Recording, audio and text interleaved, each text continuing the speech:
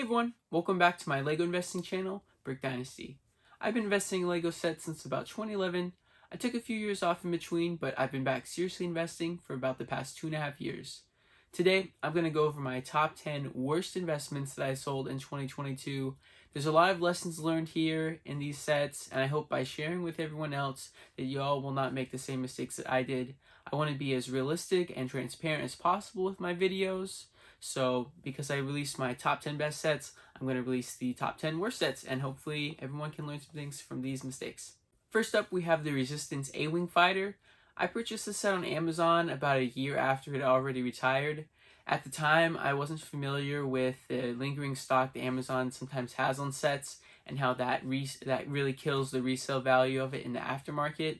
So I just saw 40% off, and I was like, wow, what an amazing steal on a retired LEGO set. This is just going to go up from here. But little did I know it was going to stay on Amazon's website for many more months after that, and it was also discounted to about 40% again, I think, after that during the next Prime days. So that was really unfortunate. I ended up giving up on them about 9 months after I bought them because I had learned about the set and some other sets. I'll probably throw up a few here that didn't perform well because they stayed in stock on Amazon for a long time.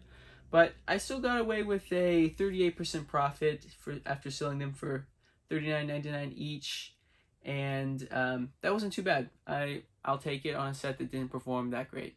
The next set is the Spring Lantern Festival. I picked up 2 of this set. One was from Lego.com during some gift purchases. I believe they had the Charles Dickens tribute and the mini Adidas shoe promo. And then I picked up the other one from Walmart online when it was on sale. This is the second wave, I believe, of the Chinese festival line. So it was kind of new at the time, and I believe the first wave wasn't doing too bad. So I figured since it was only a year shelf life, and it looked really amazing, I thought it could fit well with some modular buildings. I figured I'd take a shot at it. In hindsight, my mistake was buying that second set from Walmart. My buy-in price from Lego.com was actually great after selling those gift with purchases, and I probably would have been able to double my money within a year and a half. So that's really why it's key to get the lowest price possible you can on your sets, because it's not about how good a set is or how cool a set is, it's really how low you can get on the buy-in price so that you can sell it sooner and for less money, because you'll still be able to double your money with a lower buy-in price. So that was really the lesson learned here. Just try to get your set at the lowest price possible. I ended up holding this set for about a year and a half for only a 34% profit. The third set was the End Battle. I was a really big fan of the Endor Dragon set 21171 that had performed pretty well a couple years back because it's an iconic scene from the Minecraft game, and this was kind of a smaller recreation of that set. So I really thought this set was going to perform well. It was near the end of its life, I think maybe a month after it retired, and I saw a few on Walmart shelves for 20% off, and I was like, oh man, I really wanted this set. I wasn't able to get any before then at a bigger discount, so I was like, you know, I'm just going to pick some up, and instead of regretting it in a couple months after for not picking up the set, I'll just get it, even though it's not quite the price that I wanted to buy it at. And unfortunately, that bit me. It's another common mistake that investors make. They focus too much on the set and not at the price point, like with my last set. So I ended up having to sell this for about a 28% profit 10 months later. And even now, the set really hasn't performed well. I think just the Minecraft theme in general has kind of gone downhill. So I'm not really investing in these sets in the future. Now we have another Minecraft set, the Wolf Farm. I picked up 5 of these sets during Walmart in-store clearances, but I only sold 2 in 2022. That's why you'll see only 2 here. And the other 3 I sold early 2023. I picked up 4 of these for $9.21, and the other one was for $16.06. I don't know why I bought the other one at that much. I just don't remember. But unfortunately, there wasn't much price movement on this set.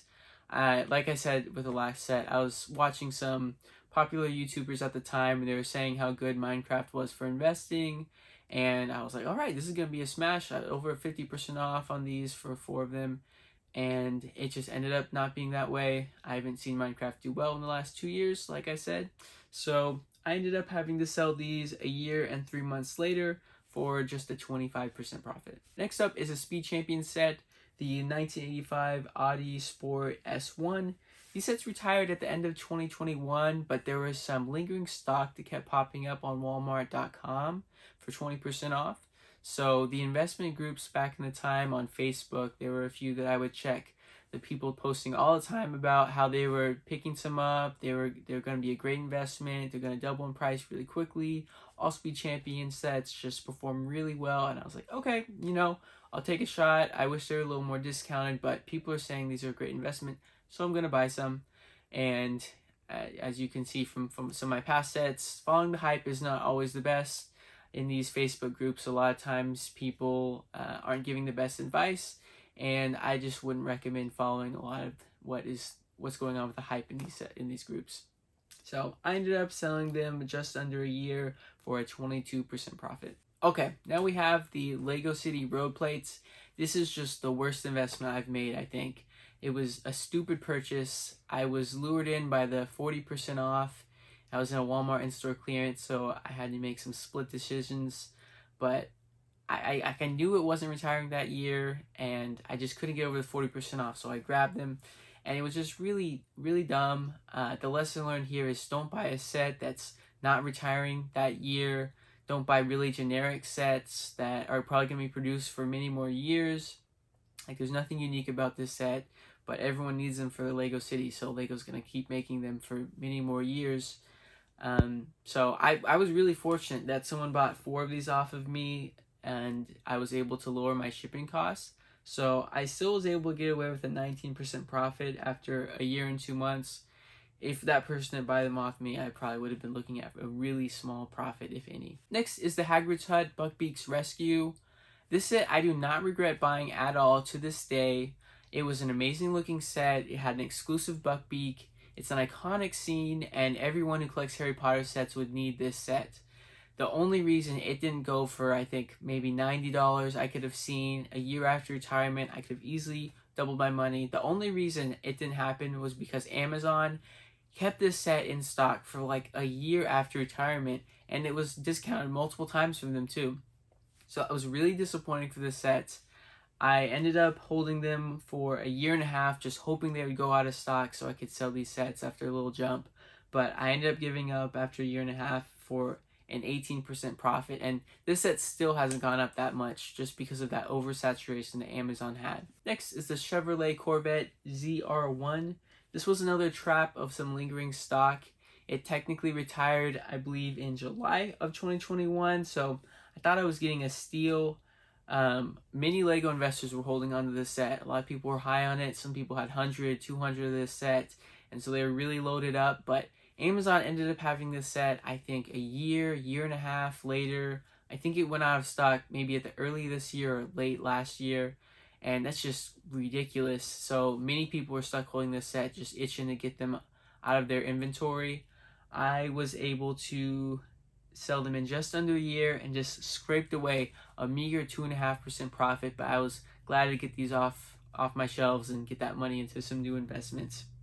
No one can really predict these zombie sets, but you just have to really hope for the best. And there are some signs that I've learned over the years. I'll probably cover that in another video, but yeah, really unfortunate set. The second to last set we have is Wonder Woman. This was a San Diego Comic-Con exclusive in 2020, but that event was canceled, so the 3 exclusive sets from that event were released to Walmart and Target. This set was available on Walmart, and this set just lasted forever. It lasted for, I think, 2 years after it came out in October. But the other 2 sets, the Nebulon B Frigate and the Taskmaster's Ambush, those both sold out pretty quickly, and the value's risen a ton on the aftermarket, but this set was just not that popular, and somehow it just lasted for that long. I ended up buying it, I think, a year after it came out, and I didn't realize the history of this set, and I just saw a great deal, and I was like, all right, this is not bad. It's a cool looking set. It was a San Diego Comic-Con exclusive. It's going to be great, right? But the lesson learned here is the past availability of a set matters, and it really does foreshadow the investment future for the set. I ended up coming out with a slight profit of 0.81%, and that was after holding them for over a year. And my worst investment from 2022 is King Boo and the Haunted Yard. I referenced the set in my Target exclusive video, but this was part of the first wave of the Super Mario line, and so people weren't quite sure about how these sets were going to do in the aftermarket. This was also a Target exclusive, and I was like, alright, not many people are talking about this set in particular. On eBay, it was going for $65 at the time, and I was like, alright, this is going to be a pretty nice set, and I thought I found a sleeper. But unfortunately, that sale during Black Friday caused some other people to realize the set was out there, and that dropped the aftermarket prices to well below MSRP. And yeah, it just was a gamble I took on a new set, new theme, and you know, sometimes it pays off really well, sometimes it doesn't, and I unfortunately just didn't pay off. And I sold all 5 of them to one person, and by the skin of my teeth, eked out a 0.06% profit. Alright, that wraps up my list. As you can see, not every LEGO set is going to have huge profits, but if you buy sets at the right price, at the right time, there's a lot of money to be made in LEGO investing. So far, my sets I purchased in 2022 and 2023 have been performing much better. I'm much more familiar with the LEGO investing market. So I hope you'll continue to follow along in my LEGO investing journey by subscribing to my channel. I'll be posting more content similar to this in the future, and if you found these lessons learned helpful, I hope you'll like this video. It really helps out my channel. And if you have any other beginner mistakes that you want to share that you've had, definitely comment down below and we can commiserate together. As always, my videos are not financial advice. I'm not a financial advisor. This is only documenting my LEGO investing journey, and I encourage you to do your own research before investing in any LEGO sets.